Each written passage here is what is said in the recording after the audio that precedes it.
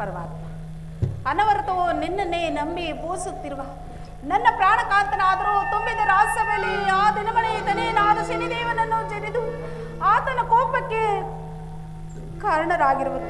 ನನ್ನ ಪ್ರಾಣಕಾಂತರನ್ನು ಕಾಪಾಡುವ ಭಾರವು ನಿನ್ನದಾಗಿರುವುದು ಪರಮಾತ್ಮ.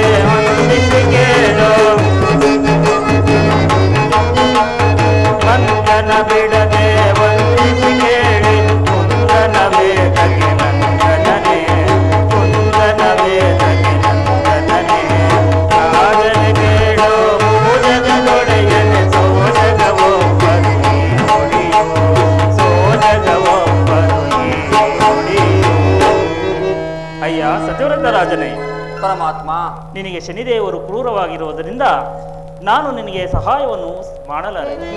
ನೀನು ಇಲ್ಲಿಯೇ ಇದ್ದರೆ ನಿನ್ನ ಪ್ರಜೆಗಳ ಮುಂದೆ ನೀನು ಅಪಮಾನಕ್ಕೀಡಾಗಿವೆ.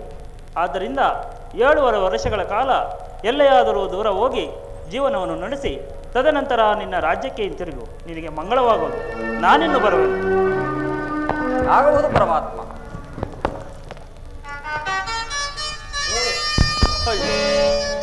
ಪ್ರಾಣೇಶ್ವರಿ, ನಮ್ಮ ಕುಲದೈವನಾದ ಶ್ರೀಹರಿಯೂ ನಮ್ಮನ್ನು ಕೈ ಬಿಟ್ಟನಲ್ಲ ಪ್ರಾಣೇಶ್ವರಿ. ಮುಂದೇನು ಮಾಡುವುದು ಪ್ರಾಣೇಶ್ವರಿ? ಚಂದ್ರ, ಶ್ರೀಹರಿ ಹೇಳಿದಂತೆ 7.5 ವರ್ಷಗಳ ಕಾಲ ನಾವು ಎಲ್ಲಿಯಾದ್ರೂ ಹೋಗೋಣ ನಡೆ ಪ್ರಾಣೇಶ್ವರಿ. ಚಂದ್ರ, ನಾನೊಂದು ಮಾತನ್ನು ಹೇಳಿವೆನೋ ಕೇಳುವೆಯಾ ಪ್ರಾಣೇಶ್ವರಿ?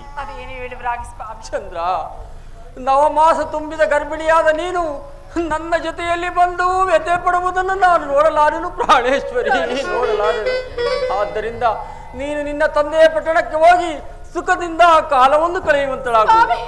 ಪರಮಾತ್ಮನು ಹೇಳಿದಂತೆ ನಾನು 7.5 ವರ್ಷಗಳ ಕಾಲ ಎಲ್ಲಿಯಾದರೂ ಸೇರಿ ಪುನಃ ಬಂದು ನಿನ್ನನ್ನು ಸೇರುವೆನು ಪ್ರಾಣೇಶ್ವರಿ.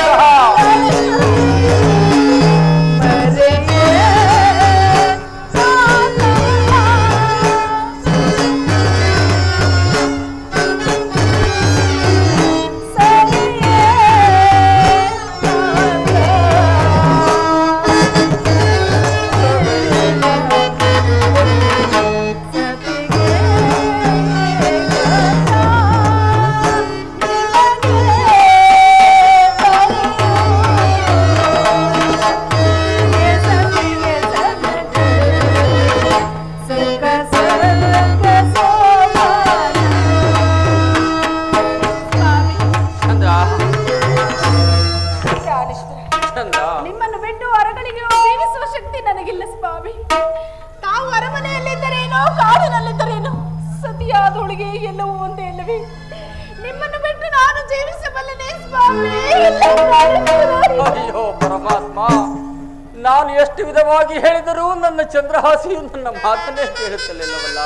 ಇರಲಿ, ಏನಾದರೂ ಆಗಲಿ, ದೈವ ಸಂಕಲ್ಪವಿದ್ದಂತಾಗಲಿ, ಆಕೆಯನ್ನು ಕರೆದುಕೊಂಡು ಹೋಗಲು. ಚಂದ್ರ, ಹಾಗಾದರೆ ನೀನು ಅರಮನೆಗೆ ಹೋಗಿ ನಮಗೆ ಬೇಕಾದ ಸಕಲ ಸಾಮಗ್ರಿಗಳನ್ನು ಸಿದ್ಧಪಡಿಸಿಕೊ.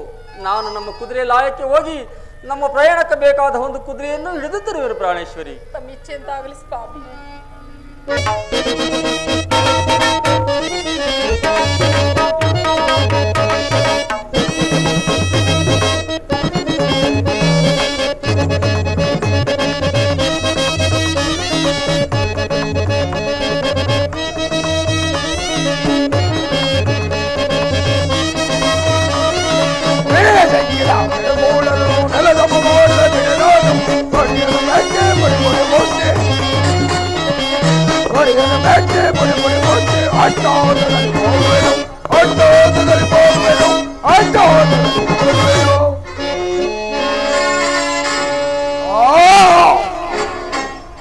ನನ್ನನ್ನು ಕೂಡಿದ ಸಭೆಯಲ್ಲಿ ನಿಂದಿಸಿದ ಕೆತ್ತೆ ಆದಮನನು ತನ್ನ ಕುಲದೇವರಾದ ಶ್ರೀಹರಿ ಆಜ್ಞೆ ಎದ್ದೆ ನನ್ನನ್ನೇ ವಂಚಿಸಿ ಹೋಗಲು ಯತ್ನಿಸುತ್ತಿರುವ ಇಲ್ಲವೆಲ್ಲವೋ ಏಡಿ ಸತ್ತಿರೋದನೆ ನಿನ್ನನ್ನು ರಕ್ಷಿಸಲು ಶ್ರೀಹರಿಯೇ ಅಲ್ಲ ತ್ರಿಮೂರ್ತಿಗಳೇ ಎದುರಾದರು ನಾನು ನಿನ್ನನ್ನು ಕಾಡದೆ ಬಿಡುವುದಿಲ್ಲ, ಬಿಡಲಾರೆ. ಈಗ ಏಡಿ ಸತ್ತಿರೋದನು ಪ್ರಯಾಣಕ್ಕೆ ತಕ್ಕ ದುರ್ಗವನ್ನು ತರಲು ಓಡಿಗೆ ಹೋಗುತ್ತಿರುವನು,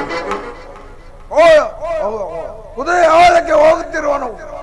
ಅಲ್ಲಿ ನನ್ನ ಮಾಯೆಯಿಂದ ಒಂದು ತುರುಗವನ್ನು ನಿರ್ಮಿಸಿ ಅದರ ಮೂಲಕ ಸದಿಪದಿಗಳನ್ನು ಓಡುಪಾಲು ಮಾಡುವೆ. ಅದಂದ ನೋಡುತ್ತಿರು. ಬಿಡುವನವನ ನುಡಿದವನ ಕೆಳಗು ರಾಜ್ಯ ನಾಮದ, ಬಿಡುವನವನ ನುಡಿದವನ ಕೆಳಗು ರಾಜ್ಯ ನಾಮದ, ಕೆಳಗು ರಾಜ್ಯ ನಾಮದ.